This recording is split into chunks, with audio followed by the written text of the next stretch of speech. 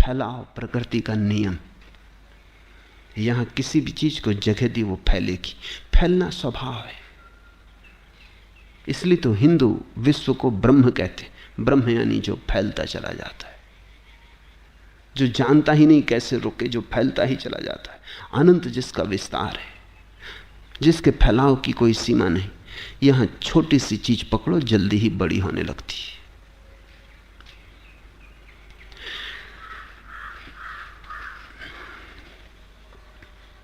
इन छोटी छोटी बातों के कारण तुम भटकते चले जाते हो।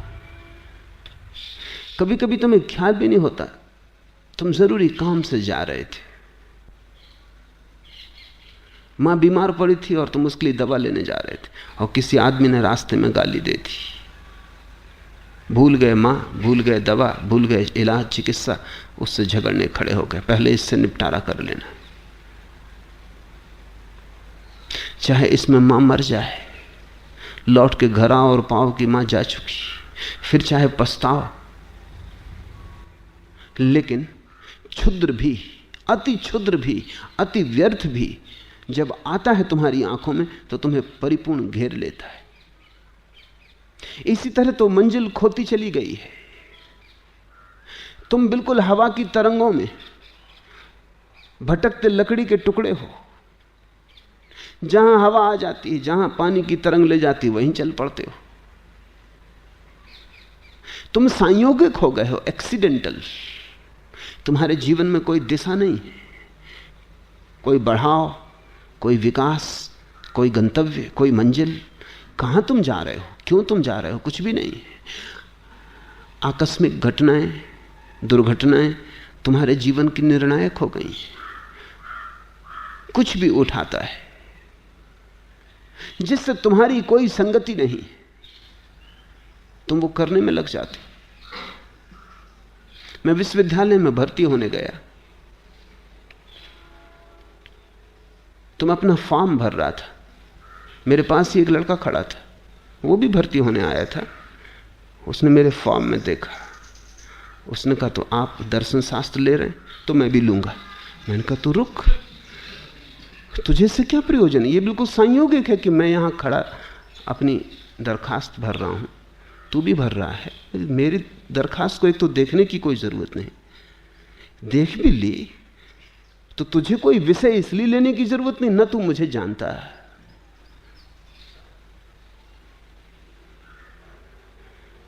उसने कहा ये भी आप ठीक कहते हैं, मैंने ये सोचा ही नहीं।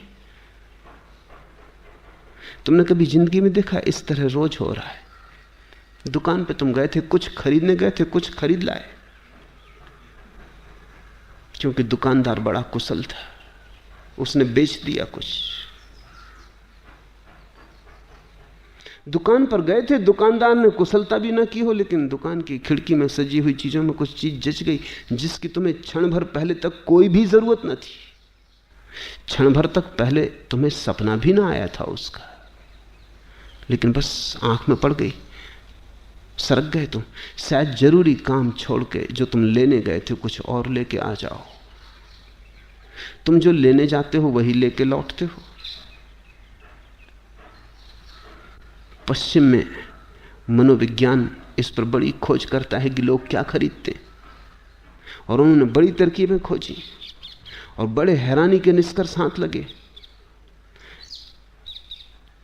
एक उपन्यास बिकता नहीं था, छप गया और बिका नहीं।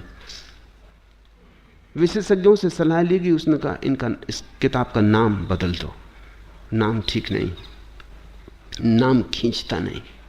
नाम बदल दिया, किताब बिकी, ऐसी बिकी, लाखों की प्रतियों में बिकी।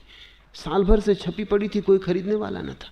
किताब वही की वही, सिर्फ नाम बदलने से कुछ भी नहीं बदला है, एक शब्द भीतर नहीं बदला है, सिर्फ कवर खोल बदल गई और किताब बिकने लगी। मनोवैज्ञानिकों ने हिसाब लगाया है कि चीजें बेचते हैं तो डब्बे का रंग क्या होना चाहिए, क्योंकि उन्होंने सब रंगों के डब्बे रख के देखे।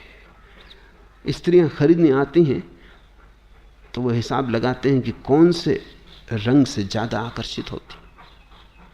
कुछ रंग हैं जिनकी तरफ कोई ध्यान ही नहीं देता, अगर उस रंग का डब्बा तुमने अपनी चीज को बेचने के लिए बना लिया है तो तुम्हारा दिवाला निकलेगा।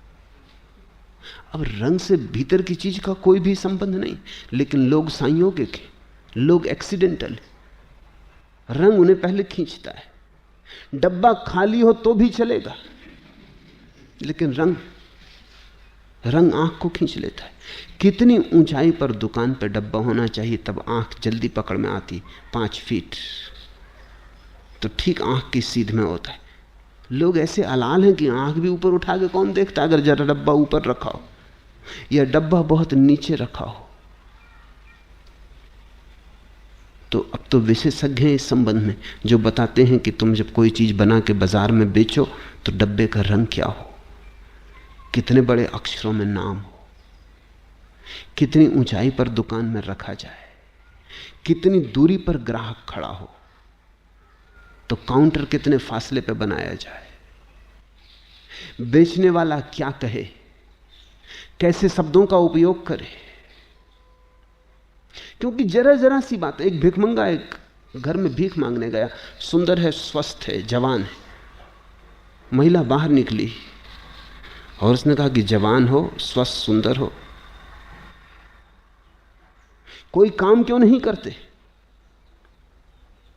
जिंदगी में सफल हो सकते हो, भीख मांगने की जरूरत क्या है? उस आदमी ने कहा, अब तुमसे क्या कहें, दुनिया में बहुत स्त्रियां देखी, तुम जैसी सुंदर स्त्री नहीं देखी। फिल्म अभिनेत्रियां हैं, लेकिन तुम्हारे मुकाबले कुछ भी नहीं। तुम इस घर में क्या कर रही हो? तुम तो फिल्म अभिनेत्री हो सकती थी। उस स्त्री ने कहा, रुक रुक, मैं अभी तेरे लिए भोजन लाती हूं।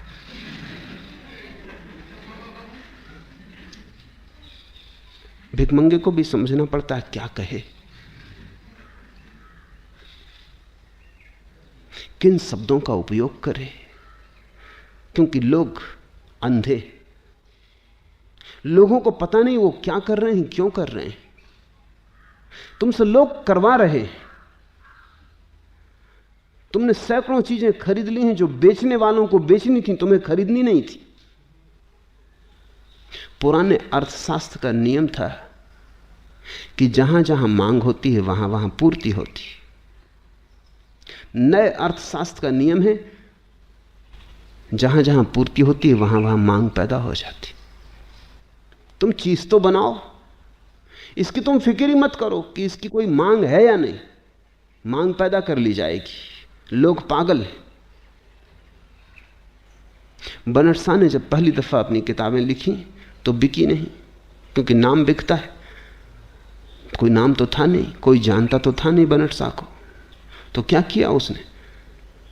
वो खुद ही चक्कर लगा के किताबों की दुकानों पर जाता था पूछने, जहाज बनट शाह की किताब है? दुकानदार पूछता, कौन जहाज बनट शाह? अरे तुम्हें जहाज बनट शाह का पता नहीं? क्या खाक किताबों का धंधा करते हो? इस नाम की किताब छपी है। ऐसा वो खुद ही दुकानों पर चक्कर लगाता, पता बता आता, उनको तरकीब से समझा आता। और जब उसने अपने मित्रों को भी कह दिया कि तुम जब निकलो कहीं से, कोई विशेष रूप से जाने की जरूरत नहीं, लेकिन रास्ते में अगर किताब की दुकान पड़ जाए, इतनी कृपा मुझ पर करना, पूछ लेना जहाज बनट शाह की फला फला किताब है। जब दुकानदार, कई ग्राहक आने लगे, रोज आने लगे, है कौन जहाज बनट शाह? दुकानदारों ने पता लगाया, किताबें खरीद के लाए। जहाज बनट शाह ने कहा, ऐसे मेरी किताबों का बिकना शुरू हुआ। चीज होनी चाहिए, फिर चीज के आसपास कांटा, कांटे के आसपास आटा होना चाहिए, फिर कोई ना कोई फंस जाएगा। संसार बड़ा मूढ़ है। तुम जरा जागो।